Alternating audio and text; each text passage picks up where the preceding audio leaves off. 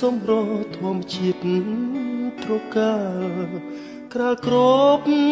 ដកដានដោយទឹកសន្សើរក្លិន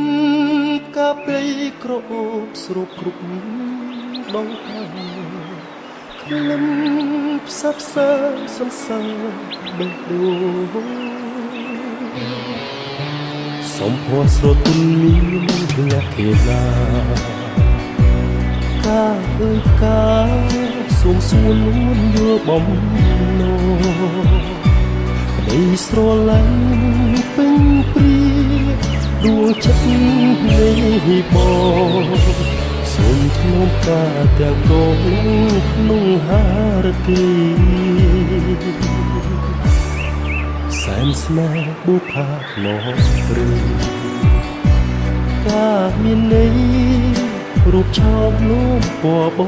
រិសុទ្ធដោយកំរក្រនឹងបានប្រានជួបស្នេហ៍ប្រាកដនោមតែតាមួយគូមិនបោះបង់សូមចែកចេញយកការដាក់ក្នុងធូមីធ្វើជាម្ចាស់មួយចិត្តនៃបងថ្ងៃគុំព្រួយរៀបមានសំសារបេះដូងក្នុងនួនអងរៀងរហូត